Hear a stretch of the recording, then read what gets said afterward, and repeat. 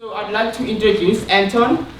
He is a game life coach. He actually founded Game Life, which is an RPG-inspired coaching program. So then I'll just let him take it off from here. Give him a round of hands, guys.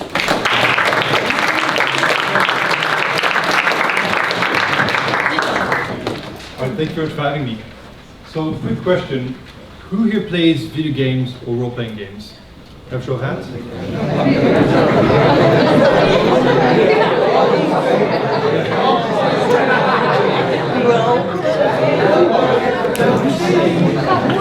Right, so most of you.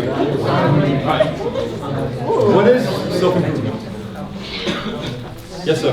So when you play a lot and you better yourself and you get better at something. Okay. Over and over again. What sport do you play? I play rugby. Nice. Okay. And you, sir? Go ahead. Oh, sorry, I was keeping my head up too. Okay. What is self-improvement? Anybody else? No one? No takers? Yes. I'd say like when you kind of like, you like to set a goal of like an ability or like a challenge skills that you just like want to improve on. So you practice more and more from it, or like studying how to do better. Okay. Yeah, better. So. Okay, so I heard goal and ability and practice in that. What is coaching? Does anyone know? Yes, sir. Extra lessons. What is that again? When you get extra lessons with a coach. Extra lessons. Any bells on that? What is coaching? Yes? When you get taught by someone more experienced than you. Okay, so that might be closer to mentoring, when someone who has more experience shows you what to do. All right? Anybody else on coaching? Yes? It's when somebody shows you stuff that you don't know. When someone shows you stuff that you don't know how to do. Very good.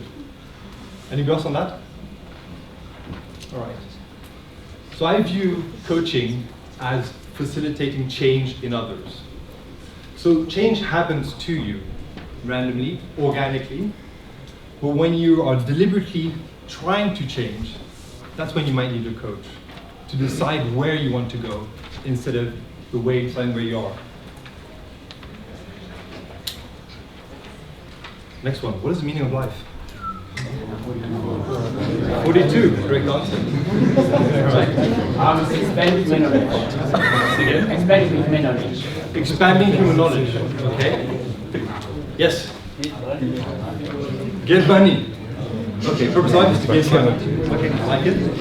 Yes. Enjoying the passage of time. Enjoying the passage of time. Okay. Yes. Food.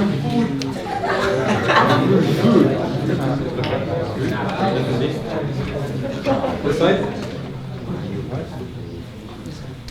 Anybody else on the meaning of life? Okay. So hopefully throughout this talk, we're going to touch upon all of these topics, and maybe you'll learn a bit more about them. So when I was your age, or maybe a bit younger, I used to believe life had no purpose. And here was my explanation. If we are ape descendants, living in a rock, floating through time and space, in a solar system amongst 100 billion other solar systems, in a galaxy within 100 million other galaxies, then it is likely that my life has no purpose. That's what I used to believe. Who subscribed to that? Show of hands. Okay, good to hear you. And I also used to believe that the world is a terrible place, full of war and famine and disease and terrible things happening, all of which are true. And so what I decided to do was to just live a life of contentment. So I used video games as an escape, as a way of escaping reality, and I would play games like Skyrim or World of Warcraft, where I could be the hero, and I could level up and boost my abilities and do good in my virtual world, and stay away from everything bad happening. But what I realized over time is that I started feeling disconnected. I wasn't living up to my potential. I didn't have as many friends as I wanted. I was frail in some measure. And life was a bit disappointing in the real world. In the virtual world, I was still a hero. But I decided, well, why don't I try and level up? So that's what I tried to do. I decided, oh, I'm going to work out. I'm going to try and go to the gym, or I'm going to listen to some podcasts. I'm going to try and go out and meet more people, be more sociable. Maybe I should plan my career and start investing in the future. But that's kind of difficult. It's hard to do these things. And you need a compelling reason to do that. It's not good enough to say, oh, I want to work out, or I want to do this, or reach out. You need a real reason beyond that. And that's where gamifying your purpose comes in. To make doing hard things easy. And that's the subject of today's talk, gamifying your purpose. And you've all got character sheets, so we're going to work on that later. But I'm hopefully going to show you how to gamify your purpose to make doing hard things easy. Here's why you should gamify your purpose. You will find, when you find a purpose that drives you, that you are motivated, that you no longer procrastinate, you have energy to do things. It's also the case, if you gamify your purpose, the one that's destined for you, you will be able to provide a unique value to others. Because no one else has your competence, your abilities, your skills, your knowledge. And so you're able to provide a unique value to others. And also, by gamifying your purpose, you'll be happy. You'll find immense satisfaction in what you're doing. So what is gamifying your purpose all about? 3 things: values, skills, and interests. And it's at the intersection of all 3 that you will find your purpose. Not 2, interests and skills, but you don't have values, it's not going to work. Values and skills, but you don't have any interest, not going to work either. And so on with interests and values. So skills, what you are good at. It's natural that the thing you will enjoy the most is the thing you are the best at. So it's important to find that. Interests, it's where you have experience and knowledge. This might be hobbies or things you like to read, but things that you're drawn to. And then finally, values. Now, it's a bit cryptic, but I call it the good you want to embody. And we'll look into that. Does anyone understand what values are? Is it clear or is it a bit cryptic? You can raise hands if you're not clear what it is. Not clear? Okay, that's fine. Anybody else? Okay. Things like integrity, compassion, accountability, respect, growth, creativity. You've got the long form definition there. Welcome to read it. Now, here's a specific way to know your values. Everybody has different values. I asked you what the purpose of life was, and you all came with different answers. And that's because your values are different. This is something you're born with or that you grew up with, but you each have 3, 5 core values that are unique to you, that are different from everybody else. All right? So, how do you determine your values? You can ask yourself these questions. I really like it when things are blank. I really like it when I am blank. I really hate it when things are not. And I really hate it when I am not blank. Is this working for you guys? Are you starting to think about what your values could possibly be? You can nod if you agree. Okay, all right. We're going to delve into that even more. One of the core things I realize is embodying your values means fighting for good. When you are at your best and you're helping others be at their best via the thing you care the most, you are fighting for good, helping others and contributing to the world, making a positive impact. So now, I'm going to show you how to gamify your purpose. Okay. Here's what I'd like you to do. Listen up. Okay. I'd like you to think about your top 5 values. Now, I've got some examples here, but there may be others that come to mind. And if it does, do write it down. Now, think of 5 If you have one already, that's really, really good. All right, so I'm going to give you about 5 minutes to do this. If you have questions, raise your hand, I might come to you. But try and think of your 5 core values. And remember, I like it when things are blank, or I hate it when things are not blank. That can help you.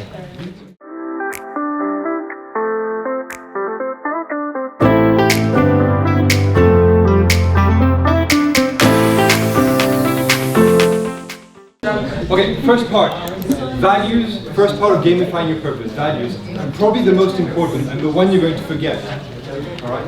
And I'll tell you why that's important. Next step, skills. Now, some of you have started filling this in, but I would encourage you to look at skills as words that finish in ing, all right? They all finish in planning, organizing, project, coding, motivating. And so it's the act of doing. It's something you do that you do well, right? So try and think of your skills. I'm going to give you maybe less than 5 minutes, 4 minutes.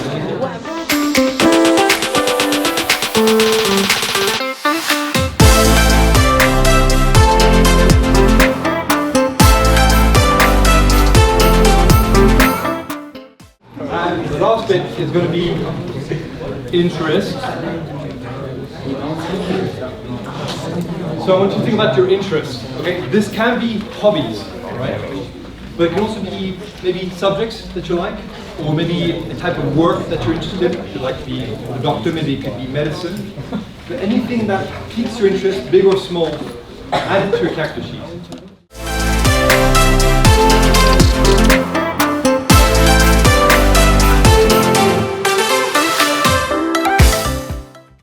Question for you guys. Okay. Who has 5 values on their character sheet? Raise your hand. Okay, all right. And who has 4? You. And 3 or less? All right. All right. You didn't have the pen. All right. So that's actually way better than expected. So it shows to me that you're actually aware of what's important to you. And that's going to guide you going forward at school and beyond. And I'm going to encourage you to remember that. So values help you feel rewarded. Skills allow you to be competent, and interests keep you engaged.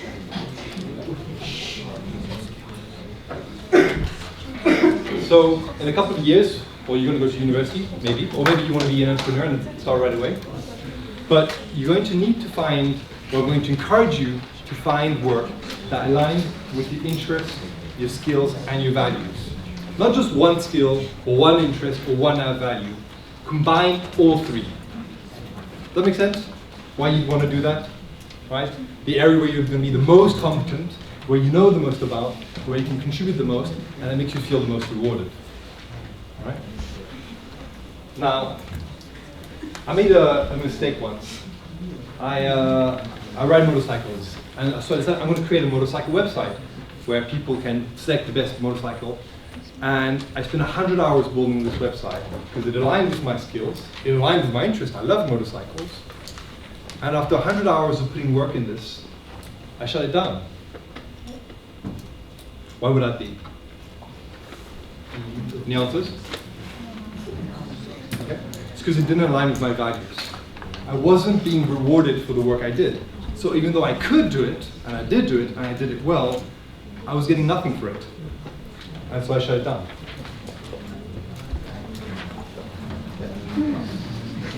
Okay, here are my top values, so the E's and the Y's are going to put that's fine. What I didn't realize, what I now know, is whenever I did something that I enjoyed, that I truly went out, I was embodying a value.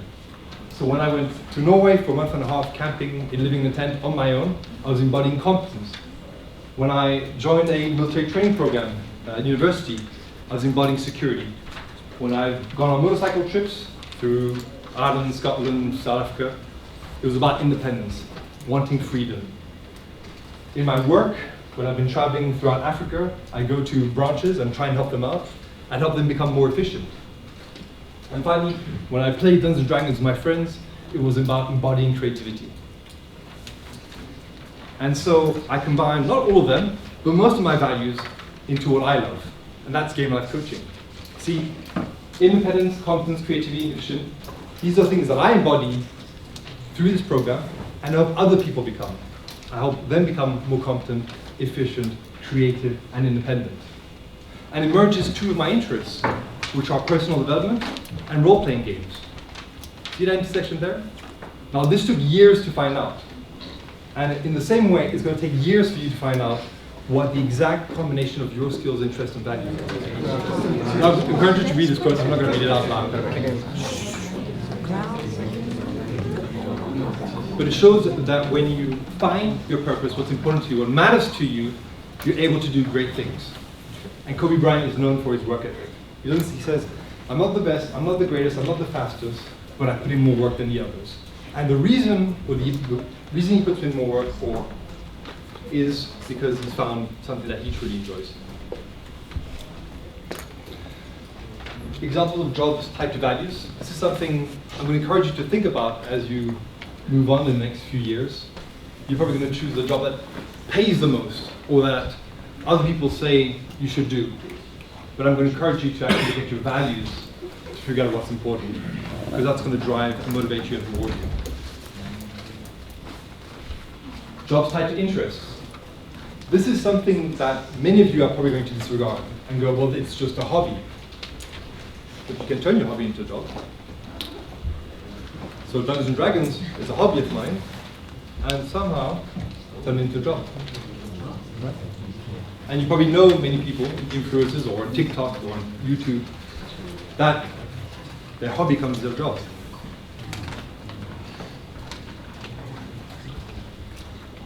Now, caveat.